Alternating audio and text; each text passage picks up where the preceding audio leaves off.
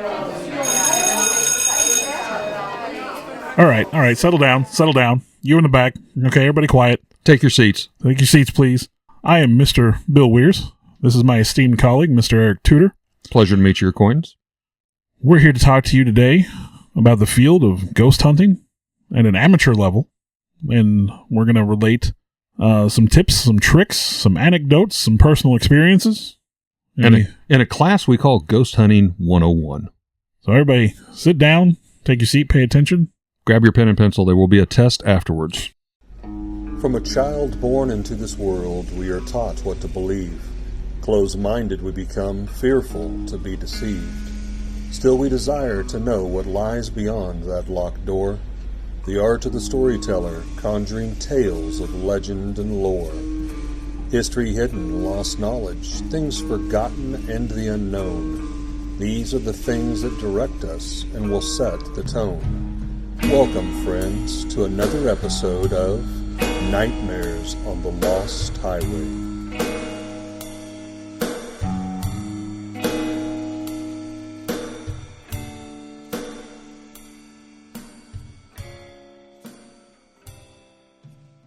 Ghost Hunting 101. Let's be honest, Eric and I have some amateur experience with ghost hunting. We're certainly not professionals. There aren't very many true professionals in this field. Indeed. And most people are never going to be professional. So just a little bit of background. Ghost hunting is the process of investigating locations that are reported to be haunted. It seems pretty cut and dry. Right.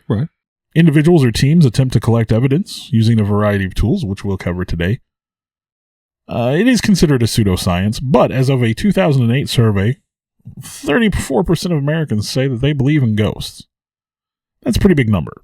And it seems to be in that same ballpark if you hop across the pond over to England, 36% of Britons, I think. So it's a pretty common belief. Right. So let me put my teacher's cap on here to be official. America's paranormal fascination is not a new event. No. Although the paranormal has become quite popular with arrival of investigation-based reality shows, and America's fascination actually dates back to the origins of mid-19th century, 20th Victorian era, very much. The whole introduction of the spiritualism movement. Yeah, the modern ghost hunting is just an expansion of that. Yeah, it's kind of a relabel and pass back out again. This goes back to Mary Todd Lincoln, Mark Twain, Harry Houdini, all was part of this early movement. So this is not something that's just new in the last 10 years. Notable investigators include Harry Price, a British parapsychologist, Ed and Lorraine Warren, which we've discussed on the podcast before. Oh, yes. Founders for sure. Yeah, definitely in it, as far as the American side of things go. And then you have, even today, John Zaffis, who runs the Paranormal and Demonology Society of New England, nephew of Ed and Lorraine Warren. So, when we talked about Ed and Lorraine, we talked a great deal about their investigations, the things they were involved in, and how they did what they did. They didn't charge money for it. Right. So, a lot of people do this in order to try to help people. Yeah, to try to help. That don't seem to, to be able to have anywhere else to go. Now, as we proceed here, we have to be honest. We have to present a few facts. 99% of investigations will turn up absolutely nothing. Absolutely. When you watch Ghost Hunters on the Sci-Fi Channel or, wherever, if it's still around even now, I don't know. I mean, obviously, for the sake of ratings, they don't show you the 99% where nothing happens. Ghost, we have a saying that Bill and I and some of our local ghost hunter groups do. Ghosts don't play on cue. No. It's not like, hey, we're going to record a TV episode and we will always find something. Yeah. Now, those that are professionals in the field would estimate that about 80% of disturbances can be attributed to the mundane, with bad house wiring being a primary culprit. And we'll talk about why that is a little bit later when we talk about the tools of the trade. Now, talking about the tools of the trade. Let's. There are entire stores on the internet dedicated to selling you what you need. I browsed a few, and man, there's some pricey items out there. And there's a list. If you want to be a ghost hunter, you need to buy about 48,000 different items, and somebody's going to charge you $20 to $150 a piece. I was for going to each say, of these you things. may spend $48,000 to buy the equipment. Now, I think the grand sum total of money I've spent on ghost hunting equipment is maybe about $60. I'd say probably we've spent about 100. So yeah. So now, of course, if you're internet shopping, you can't forget about the granddaddy of all internet sites. You go to Amazon. Amazon. You have the Amazon Ghost Hunting Starter Kit that I found, which includes an EMF meter, a portable motion sensor, an EVP recorder, or just a digital recorder. You don't need to call it anything Sounds fancy. a lot better though if you call. You can charge Yeah, a little bit more money. You got to call it something, right? Yeah. A vibration detector and an infrared thermometer. Now, they'll throw in a handy-dandy deluxe carrying case and the ultimate ghost tech instructional book. Nice. Yeah, well, it's got a price tag, so it's $1 or $2 if you're going to buy it. Now, while you're there, you can go ahead and pick up Zach Baggins' Ghost Hunting for Dummies, just in case you don't know what to do. There you go. But again, we're going to take some time here, and we're going to give you the basics. And we're going to base a lot of this on our own personal experiences. So Now, I do have to add a little plug here. It wasn't on Amazon, but comically, I came across another ghost hunting supply store online. And for a $50 additional fee, you would get a certificate that you were a registered ghost hunter. So you can be a certified ghost hunter without For actually $50. hunting for You ghosts. just buy this stuff. Let's buy this. I own it, so I've got the stuff. I've never put batteries in it, but it's sitting here, and I am a certified ghost hunter for the extra $50. Honestly, for some reason, it just feels like it makes sense with this. So we're going to talk about some items you're going to need, some things you probably want. The number one item that you should have, light. Yes, Light is like the first 3 items on the list. Flashlights, headlights, whatever. because face it, you're going to do most of the stuff in the dark. Most investigations happen in dark, so you want a good light source for safety. You want to make sure you can see your surroundings, that you don't step off any holes. There's actually reported, at least about once a year, there's at least one reported death related to ghost hunting. Easy to fall down steps or like an old house, Fall through through a a floor. floor. Absolutely. So you want to make sure that you've got a good flashlight. The flashlight can be more than just a source of light, though. Ooh, You say that, but you know exactly what I'm talking about. I do know. So if you'd like to relate, One of the, I'll say, tips that we have learned, tips and tricks, is what we call the old flashlight trick. Now, that's exactly what I have written. this needs to be kind of what I think most people would call a mag light. It's one of the little flashlights that you simply turn the end to turn on, and then you keep turning it to focus the light. These are quite handy. You can have a lot of fun with these. You may or may not have any luck. I will say in our years of ghost hunting, I have had one instance where I had what I consider great luck. When with we it. were at Morris Mill. Morris Mill. Outside of St. Louis. But how this works is you may also want to have a video camera so that if you do pick up something, you can record it prove that it to happened. prove that that it happens. But you simply take this little mag light, and guys, you can spend $3 on this, or probably up to $300 if you wanted to. But they don't have to cost a lot of money. They don't have to cost a lot of money. I think I carried a little pin light, as a matter of fact, that night. I think it cost like $2 or something. And it works just as good. But you set the flashlight just to the point where it's off, and maybe set it over on a bed or some surface that's established, and you can use this to then ask questions. For example, again, I'm a history buff, so you do some research, and maybe you find a woman by the name of Eleanor that had passed away in this particular room. So you can address Eleanor and say, Eleanor, if you're here with us, please turn the flashlight on. And obviously you wait and hope that you get it. Now you may have to take it a step further. Now Eleanor may be a little skittish. So you've got to be respectful of the ghosts and spirits. Eleanor, we're not here to hurt you. We're not going to harm you. But, we ask that you just simply turn that or touch it enough. And literally you have the flashlight where if you just touched it with your finger, it would come on. And then hopefully, like that night, we got a response and it flashed. Well, of course, then get out that video camera and start recording. Well, and we had to establish, I think, the Blink old twice, and twice you for start no, kinda once for whatever. You start down that rabbit hole, if you will, and you want to prove to yourself that it's not a vibration or something that's causing it. So yeah, you start stepping the questions up. Eleanor, are you here by yourself? Blink twice if yes, once if no. You start getting into some of those kind of questions. Now, it is important when you're doing this, as well as recording, allow time for a response. Don't get excited. Don't get caught up in that moment. Yeah. You know? You gotta leave some time. You can't have 3 people in the room asking multiple questions at the same time. You know, and these ghosts may be tired. They may have been dead for a long I was gonna say, time. you're talking about dead people. You gotta give them a minute. They may be a little slower than most. So, you know, kind of keep that in mind. But that's why a good little mag light is very handy. Now, of course, I think it goes without being said. Cameras.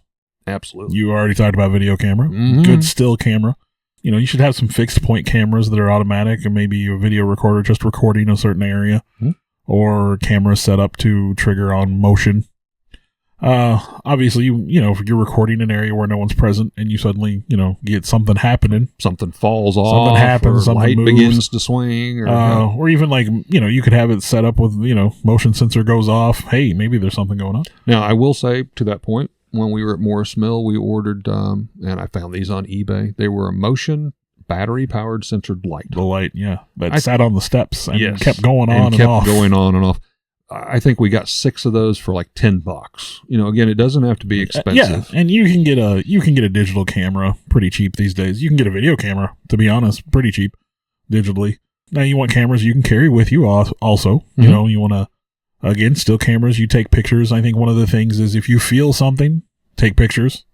If you hear something, take pictures. And let's face it, there's a lot of stuff that you will catch later on that you visually can't see or audibly hear especially at the time. Yeah, with video, a lot of people will see shadows and such. And again, just to throw this out, if you go on YouTube and look up ghost videos, Oh my you gosh. can find plenty of You're examples going to spend of these things. hours. Some of them are clearly fake, but not all of them. Now, with cameras, you might want night vision or infrared or thermal. You have what they call the FLIR, the forward-looking infrared camera. Those are going to detect temperature changes visually. You can see the temperature changes. Obviously, that's a little bit more elite. It's going to cost you a Little little bit bit more. of money, but very useful. But on for example, there's a very interesting Ghost Hunters episode where they're over in England and they actually pick out heat signatures moving through the woods that seem to disappear. So, you know, you've got this camera, and then also the reverse is true. You can pick up colder spots. Right. And I've seen plenty of video of the same, And you know, body shapes. Often that seems to be an experience whenever a ghost or spirit comes by. Most people believe you'll feel a temperature change, usually a drop in temperature being cooler. Dramatic drop. Which the explanation is, of course, that the spirit needs to drain the energy to be able to manifest either visually or audibly. So you pull the heat energy out of the room. Now, to that point, pack extra batteries. Well, yeah. I didn't even mention batteries, but yeah, you want extra batteries for everything you got. For the same reason, the spirits are said to drain energy, so batteries do die, and we experience that at Morris Mill. I've experienced that at multiple locations. It is very weird. Brand new batteries literally just opened that day or night, put in, and 10, 15 minutes in, they're like totally drained. Yeah, there was very weird. Was it one of the camera or something? One of our cameras at Morris Mill just stopped working, just stopped died all of a sudden. One we had up in the attic, I believe. So it is something we've encountered. Now, activity that you may pick up with your camera would include orbs, which some people highly debatable. Some people debate orbs. We've got a good friend who just discounts orbs almost just out of hand. I swear this orb could have fingers and hands and wave at you, maybe flip you the bird. But then again, you know, you showed me an orb video that was very compelling. Yes. Now you took this was actually in Quantico, Virginia, on a military base where I've got family stationed, and I have replicated this on 2 separate visits, almost a year apart.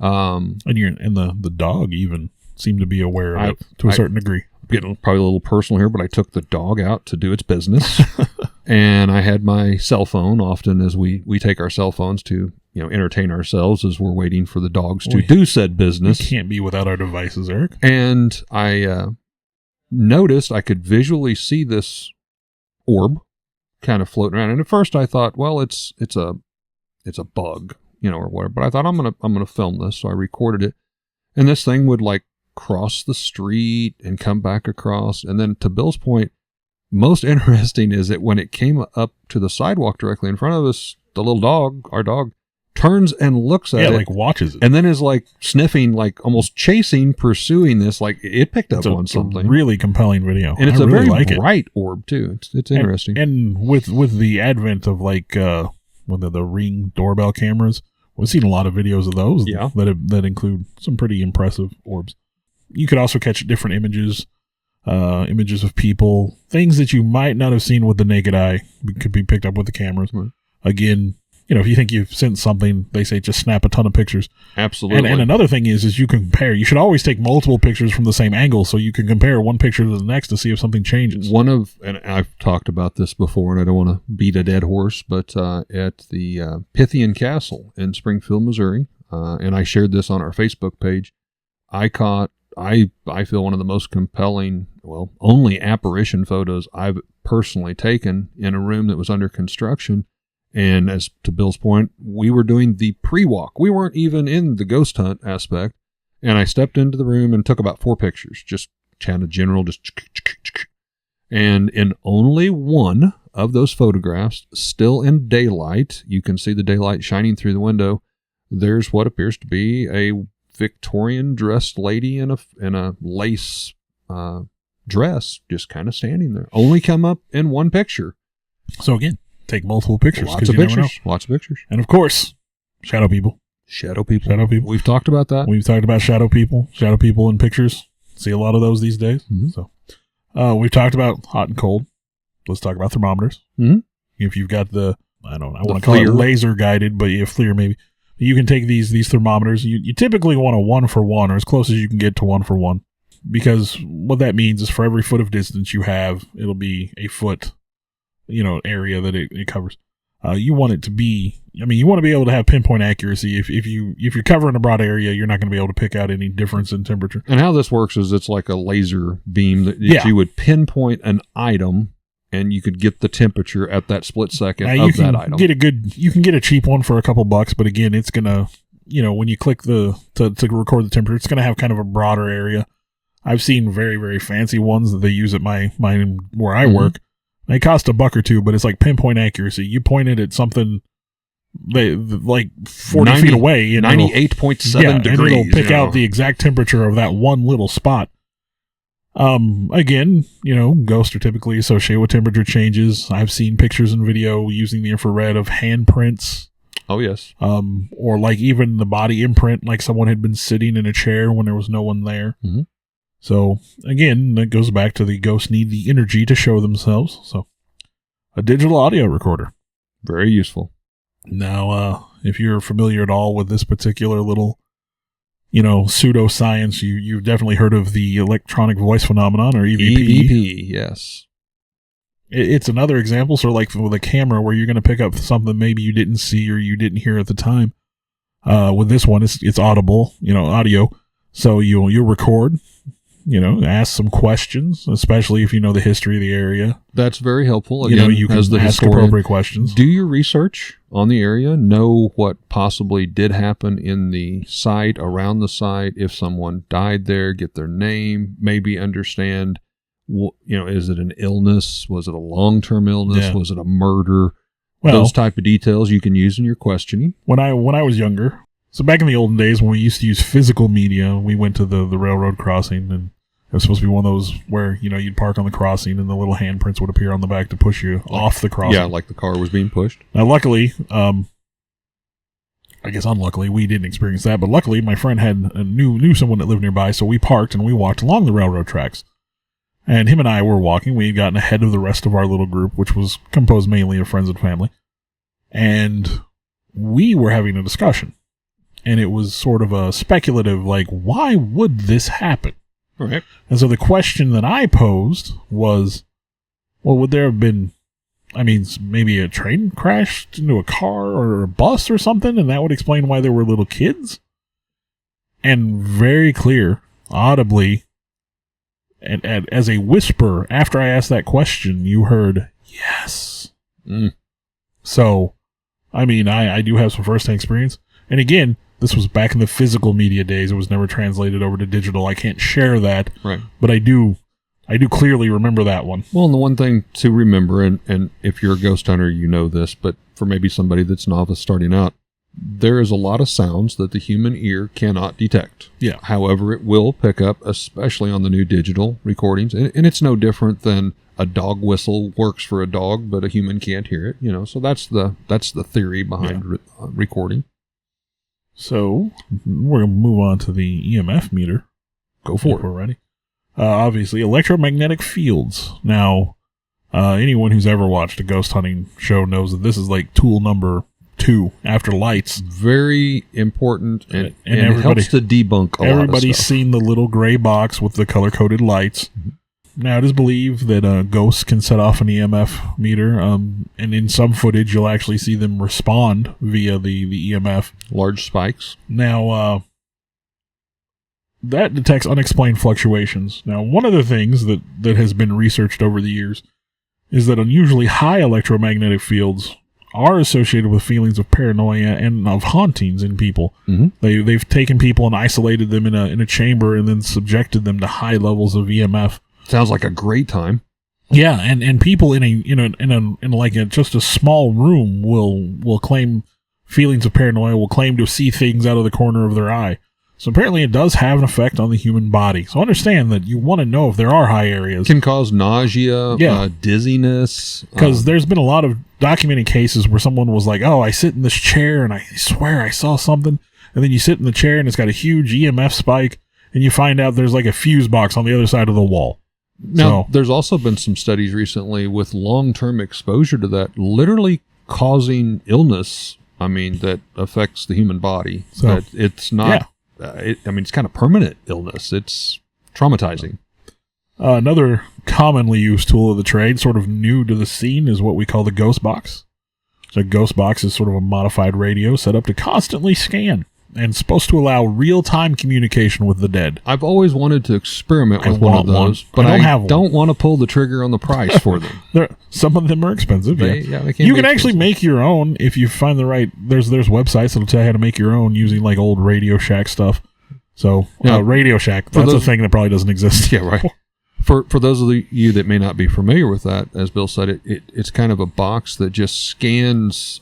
Maybe not only radio, but even television or any type of. But the idea being that it's going to stop on particular words. Yeah. So if a ghost is trying to communicate with you, you may go to an old Nashville country channel and pick up the word "I am" out of a song with music playing in the background, and then it scans over to a television episode, and you hear background of car crashes and stuff, and "Here with you." Yeah. And it's that's just a sort of the idea. conglomeration. It's going to pick out the words that it needs to convey a message. And I've seen videos of these where they seem pretty compelling. Yeah. So some pretty strange, weird responses. Now that you have all your gear, you know what you're going to bring with you.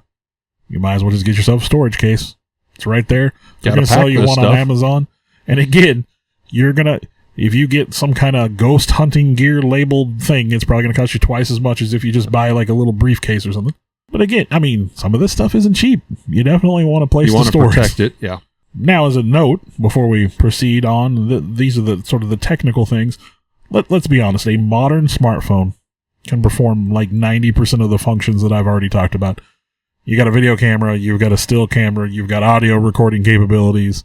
If you go and get enough of the right apps, I think you can do it. There's like a Ghost Box app and an EMF app. Right. There's a compass thing, and you can do most of this on your phone. That being said, I have experienced with EMFs. Yes. This is something you definitely need to sit down with your group and discuss.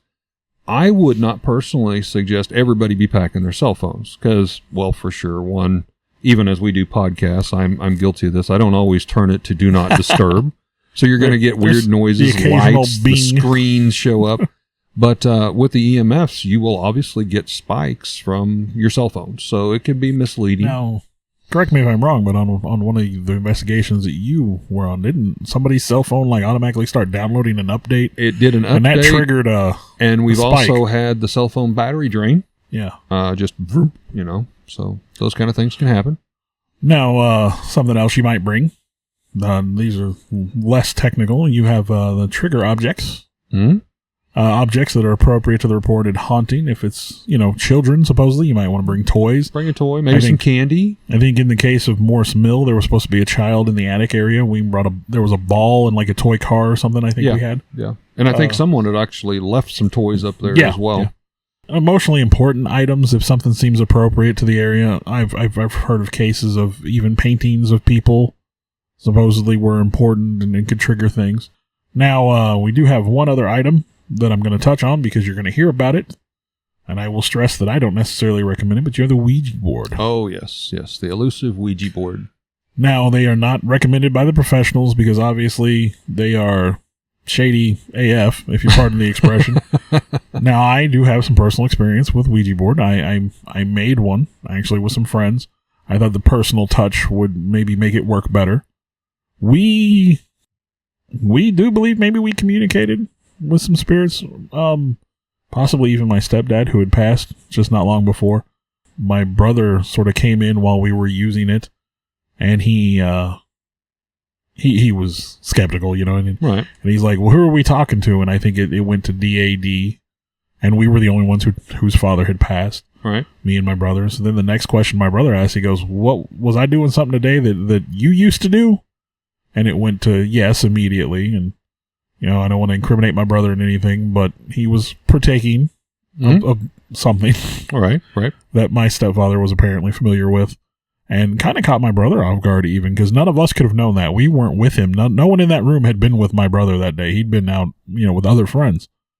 So maybe not. And again, the Ouija board, again, most professional ghost hunters stay away from them. I will say I have used one in a particular ghost hunt because we had been told that other ghost hunters had some luck with it. I normally don't. I will say that particular night we didn't have anything occur. And again, you have to consider, I think it's Parker Brothers back in the 70s mass produced these things. You can still buy them. You could buy off it the shelf. You could buy it at Walmart right next to the Monopoly game, kind of thing. So there's that aspect, but then there's also the darker belief is you could open portals, open a door, gates, and you could think you're talking to someone, and it possibly be an evil spirit trying to trick you. So let's just say, based on experience and based on the lore, if you're going to go that route, follow the rules. Yep. Beware of repetitive letters. Z-O-Z-O, Zozo seems to be common. Beware of things asking you for favors, asking you to do things. It's not always a good idea. Close it out when you're done, whatever particular ritual you would adhere to for that. Yep. Don't leave the planchette on the board, lest it move on its own. I think, you ever seen Paranormal Activity? Yes. I'm going to say some movies have been made about that. But anyway, not recommended. Not recommended. Now, got to do a little bit of legwork if you're going to be involved in this kind of thing sometimes. Conduct some interviews with people from the area. Absolutely. Know what's being reported. Know, the people, if you're in someone's house, obviously they're going to be very familiar with what's going on.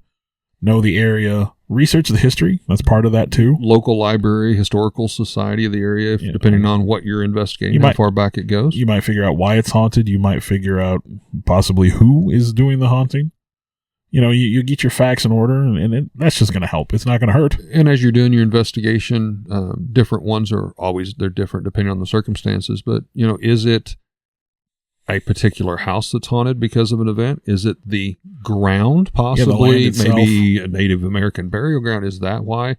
Could it be an item that is in the house that was brought in? Do your research, ask some questions, do some interviews, make sure that you get as much information as you can. And be respectful, not only of the living, but of the dead. Well, when we went to Morris Mill, I know that we had a nice long conversation with, I believe the gentleman's name was Patrick, the guy the owner. We asked him, where would you go? Where do people see things? And strangely enough, one of the places that seemed to have the most activity was also completely off limits to us. Off limits, yes. So I didn't. Yeah, there's some great stuff that happens down here. Oh, yeah, I'm sorry, you can't go there. Yeah, and I mean, even to the point where you had an alarm on the door, you couldn't even sneak in there if you wanted to. Yeah. So now, the conditions for ghost hunting, you're going to hear the phrase lights out. I think it's in every Ghost Hunters episode ever made. Yep. It is best to do it in the dark. Peak activity hours are supposed to be from midnight to 4 a.m., but like dead of night, honestly. The witching hour, depending on what you consider the witching hour. Yeah. But obviously, nighttime, for whatever reason, I'm going to purely say, I think if a place is haunted, it's haunted whether it's day or night. Nighttime just makes it seem more haunted. Again, the apparition picture I got, full-blown daylight, 5-ish p.m. Of course, you're going to want to take into account the weather. You would prefer, obviously, clear, rainless still. You don't want a lot of wind. Wind and rain can cause distractions and false encounters. And to Bill and I's personal account, Yeah. we've shared, definitely go to Morris Mill while they're remodeling with holes in the wall Yeah. during the winter. During the late winter, early spring. Coldest freaking night possible. So cold. Oh my gosh. Like we said in the Morris Mill episode, we probably melted the soles of our shoes a little bit trying to stay warm in the fire. Yeah, if it's cold enough to see your breath, bundle up. Bundle up, layers. And, really check the location you're going to during the day, in the light of day. Do a pre-walk. Do a walk around. Make safety first. Safety first. Look around for potential pitfalls and unsafe places. Especially in some of the older houses or during remodels. I mean, there's some live, actual physical. You could have nails and boards. You could have weak joists in the floor. You could have open stairways without railings. All these things need to be accounted for. Now, after you've got your gear and after you've done some questions and after you've done your little walk around and you've decided when you're going, you got to have a place to go. Home base. Base camp. Well, I mean, you got to have a place to investigate. Oh, a place to investigate. Yeah, absolutely. Yeah, that's a. You do have to have a home base. I'll give you that, but you need to have a place to investigate. Yeah. Now, common places: graveyards, theaters, prisons, abandoned hospitals. Those are all your big common ones where things are going to be kind of creepy. And some you'll get to pay for. I was going to say most require trespassing to visit if you don't want to pay. Yeah. Don't risk going to jail for this hobby. It doesn't seem worth it to me. And I would be remiss if I didn't state that definitely in my younger days, I know that I trespassed more than once. Well, and let's face it, if you have an old family homestead that's on your property, say it's your grandma and grandpa's old house, and you're sitting down, you're watching a nice movie or maybe having supper with your family, and you look out the windows and you see 2 or 3 cars driving down through your field in the middle of the night, and then you see flashlights in the house where nobody's supposed to be, you're going to think somebody's up to no good. I actually found an account of a couple of ghost hunters that thought they were investigating an abandoned house only to be shot at. Oh, yeah. So, yeah. If you're going to go to a place... That will turn the volume way up in ways that you don't expect for a ghost hunting trip. If you're going to go to a place, ask permission. If it's someplace that the owners or whatever, make sure that you ask permission. And as a good friend of ours once told me on a ghost hunt, we had a gentleman come up, and it was a cemetery, and they were inquiring, what the heck are you kids doing here, kind of deal. Oh. And Mark Wilson. He stated, well, sir, we're going to be respectful. We will only take photographs and leave fingerprints. We're not going to leave trash and litter. No. We're not going to hurt anything. In direct relation, that same night, one of the better stories of any ghost hunt, yes, unrelated to the paranormal in any way whatsoever, as these gentlemen were driving up in their truck, and it appeared that we might have an encounter. And this was at the Wilson Cemetery near the Richland, Missouri area. I believe you guys, now that the story goes, that there would be activity inside your vehicle. So me and my brother and sister were sitting in the car, testing that theory. And as this car pulled up, almost out of instinct, my sister reaches over to hit the door lock button. Yes. And so those of us that were outside confronting the pickup truck, who we didn't know who was. Yeah. Are we about to be shot at? And locked out of the car. And we immediately, these guys come out of the truck and not menacing, but very stern, hey, what are you guys doing here? Yeah. And you hear in the car door, and it's like, hey guys, thanks. That was funny. I'm sorry. I know Tim had a few choice words for my sister. Yeah. Only thing could have been better if you started the car and drove off. Oh, yeah. Now, as far as places to go, sometimes you're going to have to pay your money. Yep. We paid $1 or $2 to go to Morris Mill. A lot of these haunted locations, let's be honest, if they're known for being haunted, they're going to make some money off of it. Or, last piece of advice, get world famous and be invited to these places just for the free publicity. Free of charge. So, you can always go the ghost hunters route and just get famous and do that. So, now to the point of trying to find a spot to ghost hunt, I have to say we started a little local group called Prism. It was a paranormal investigation group, and it was a group of. I think another group has since stolen that name. Oh, may have. 8 members, maybe. It was a handful of us. Yeah, a handful of us, and little beknownst to us when we started this, and we're going back 10, 15 years. We thought, well, yeah, like every weekend, let's get together and let's do a ghost hunt. I personally think we managed like There was 2 that I went to. I know. The hardest part is finding a location to go to. Well, and you run into quite often a person will say their house is haunted.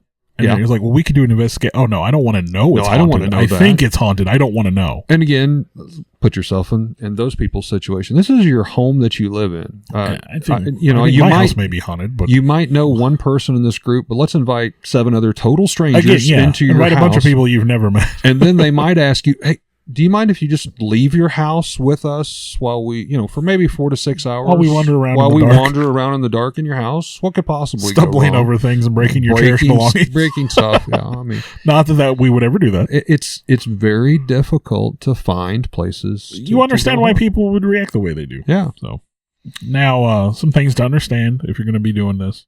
Number one, I think, and you're going to see shows that counteract this one, but do not taunt the dead. No. Be Would you respectful. Someone yelling at your 98-year-old grandmother when all she's trying to do is seek her eternal rest. No, I don't think so. Not only that, but you don't always know what you're facing. Let's be honest. If we're going to extend into the realm of the spirits, then there could be even more. There may not be only benign. And some things do not like to be challenged. I've definitely seen my fair share of violent ghost hunting videos, so I don't want to take that chance. You've heard a lot of tales, and you can see these. Example, maybe you have a battered spouse or spouses, especially going back 100 years or so. Maybe a gentleman beat up on his wives, possibly killed wives, and then you walk into his house. He still considers this his house, and you're intruding. And that's assuming that what you're encountering is an ex-human being. Correct. If we delve a little deeper into the demonic, you don't want to challenge that. I went on a ghost hunt, and I will not say any names or even where the location was. I was made to feel very uncomfortable because one of the newer people that had not went with us before came in, and he's just a different type of personality, but he was like, oh, we're going to get some stuff tonight. And I'm like, well, I hope we do. But, as you said, 90% of the time, you don't. And immediately I began to understand maybe why he said that. It's like, hey, is there anybody here? You better speak to me now. He started getting very almost violent, adjective, taunting. And I'm like, dude, calm down. I personally do not like to go into, I'm very respectful of the living and the dead. Well, and by extension, don't be afraid to run if you feel unsafe. Yes. It's not cowardly to leave when it's the right thing to do. If you're not safe, you feel unsafe, don't take any chances. Yeah. So, now according to a lot of professional ghost hunters, the scary thing you're likely to face are human beings, not the unexplained. Especially if you decide you need to trespass. If you find yourself on someone's property, especially in this part of the world, you're bound to catch a bullet. There was a place in Indiana, I want to say it was called the Green Hills House, happened to be in the middle of what was thought to have been a cornfield. Now, this house has been since bulldozed. They were growing pot. Oh, yeah. That's surrounded wrong place, wrong by time. corn. They were obviously trespassing. Needless to say, the pot farmers did not take lightly to people driving through the field and going to this house and shoot first, ask questions later. So you really don't know what you're walking into. Obviously, be aware of unsanitary conditions. Black mold, toxic dust, disease-carrying rodents. In older buildings, you may still have the possibility of asbestos exposure. Yep. There are ghost hunters every year that claim to get sick from the locations they're at. Is that related to what they experienced? Is it related to the environment they were in? Who's to say? Very true. And then obviously, just in general, we talked about this before, unsafe conditions, weak floors, icy conditions in wintertime, open holes, things like that. You got to be careful. I mean, there's a story of a gal who just kind of stepped into an elevator shaft investigating a place. First step's a doozy. Yeah, people do die by not being careful enough. The main rule here you have to remember is never, ever, ever, ever go by yourself. Always at least have a pair of people. Don't go by yourself, and try to be familiar with the area. Don't just go in blind at night trying to pick your way through. And again, be lying if I said I didn't do it, but it's just, a little bit of common sense. Yeah.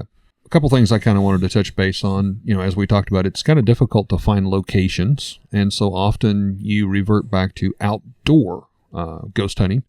That adds another whole level that you're going to need to prepare for. Not only maybe possibly extra layers of clothing and stuff, tick repellent if you're going through fields. Oh, yeah. Mosquito repellent, some obvious added lights. Be aware of the surroundings, obviously not just for the safety factor. Like if you're at a cemetery, don't trip over small tombstones or rocks. Keep in mind that especially at a dark, lonely night, that sounds from a possible interstate or highway can travel miles. You would be surprised, and we have first-hand experience with that. What was it? Almost a growling noise, and it turned out to be the semis going over a bridge. Semis going over a bridge. Headlights can do all sorts of weird things. Maybe a bend in the road, and it ricochets and reflects off some of the newer tombstones that are polished. You're going to catch those type of things. In cemeteries, often ground can settle, leaving kind of depressions. Be aware of those. You're also going to have wildlife, and some wilder than others. I do remember on one cemetery hunt, there was a very progressive cow that kept kind of like rubbing against a fence nearby, and you'd hear that kind of the fence, the wire being stretched, kind of get that kind of noise. And along those lines, I do remember doing an outdoor hunt one time, and this place had quite the reputation. And as we were making our way back to the car, I can only say we heard what sounded like some sort of demon howl from hell. Yep. In hindsight, and by the time we'd made it back to the car, almost certain it was a cow in labor, to be honest. Yep. But I mean, it was sort of a scary noise when you don't know when you're not ready for it. I can attest. I grew up rural Missouri, hunting, fishing. I've been out in the woods, coon hunting at night. Skunk mating season, foxes mating. You talk about some creepy, unexplained noises when you're out there. You got to be aware of all of this. You will definitely hear branches breaking. Could be deer or cow or whatever in the distance. Got to be aware of all of that. So you're going to get a lot of polluted recording, whether it be sound and photographs. The same is true. We touched on orbs. While I'm not as opposed to orbs as some of the people in our group, I do debunk a lot of orbs. You most likely won't even see them until you're watching the video or photographs, but I can tell you firsthand, a small bug can fly in the screen and pick up the reflection off the wings, and you swear it's an orb. Same is true when you're in especially a indoor location, when the furnace or air conditioner kicks on and you're recording, you will see it almost looks like rain and spring. It's just the dust being recircled through ductwork, and it reflects, does some very strange things. One of the weirdest phenomenons that we were finally able to debunk, this was at the Lamp Mansion in St. Louis. I think it's intentional, but some of the places that you may pay to go ghost hunting will often hang up numerous mirrors. And let me tell you again, if it's nearby a street where a car passes at night, you can get a headlight or even a camera flash ricochet multiple times off of mirrors, pick up images of the person standing next to you reversed, and it can definitely play tricks with you on your mind and what you think you see. Again, kind of a funny comical story. We were investigating an old hotel, had a basement that ran a restaurant in the lower part, and we were like 2 floors up, and we heard this just god-awful crash. It literally sounded like someone had dumped a tray of silverware. I mean, it was that type of audible noise. We kind of looked at each other, and it's like that, that came from downstairs. we probably need to make our way down there. So we go down, did 30-minute investigation, took pictures, did sound, nothing. So, okay, well, whatever it was, we'll head back upstairs. We no more than got back up where we had left off, and sure enough, the same noise again. And it's like, what is going, is somebody messing with this? Is there like a restaurant employee down here messing with this? Or is it a spirit, messing with us, poltergeist? So we raced down the steps again. And again, 30, 45 minutes, absolutely nothing. Well, we found out it was a commercial ice tray that was making up ice, and it would drop probably half a pound of ice cubes at a time in a stainless steel container. Yeah, you're just hearing this noise. Yeah, but I'm telling you, you turn the lights out and you're running around with flashlights, it gets creepy. The creepy indicator gets dialed up. So in summary, just a couple of things. Some simple equipment's going to do the trick for most folks. You don't got to go out and be extravagant. An audio recorder, a digital camera, maybe the thermometer or whatever. Take some notes on early history. Yeah. If you have the money, there's definitely more expensive equipment out there to be bought. So if you can afford it, go for it by all means. Absolutely. Be safe. Know where you're at. Check it out during the day. Make sure that you're not risking your life and limb. Don't break the law. I don't think it's worth going to jail for this hobby. Nope. And you're probably not gonna make a job out of it. So don't get delusions of grandeur. Not everybody's gonna be the ghost hunters. You're not going to be that lucky half of 1%. Now, as we're wrapping up here, I want to do a shout out to the original Prism. Want to Tim and Mark. Yep. Me and Eric here. My brother Mike and sister Angela. We got Eric and Laura. My wife Sarah. Yeah, we may not have done much, but it wasn't for lack of trying. Yeah, we said. And if you're within an hour or so where we're at and you got a place to investigate, you'd let us go to. Hey, by all means. We're not, we haven't hung up the equipment yet. So we're still here. Again, we hope that you've enjoyed kind of this comical slapstick, Ghost Hunter 101, but possibly learned a few things if it's something you're interested in. We definitely enjoy you tuning in and listening to yet another example of what you'll find on Nightmares on the Lost Highway. Thank you very much. We'd like to give a shout out to our first paying sponsor, Raven's Loft. That's our family shop here located in Lebanon, Missouri. It's your one-stop gaming, vintage toy, and collectible shop where you can find Star Wars, Transformers, G.I. Joe, comics, vinyl records, role-play gaming, Magic the Gathering, and so much more. We're located here at 223 West Commercial, downtown Lebanon, and also in our second location, also here in Lebanon at the Heartland Antique Mall. We'd like to thank Raven's Loft for, again, supporting Nightmares on the Lost Highway. I want to take a time to thank the people that helped bring this all together. Alex Tudor, you can almost call him our producer at this point. Sarah Tudor, who also helps with some of the technical stuff. I want to take a moment to extend thanks to Eric for letting us use his space to record in, kind of our makeshift studio. I, in turn, would like to thank Bill for, one, putting up with me and using this camaraderie to do something we both very much love and enjoy doing, and thank Bill's family for allowing him to spend all the time to work and clean up our recordings and present them in what you hear in the final terms, the final edition, if you will. And I'd like to thank all of you for continuing to listen. I know we've got some loyal followers out there. We do this as a labor of love, but we're happy that there are people that enjoy it hopefully as much as we do. Thank you very much.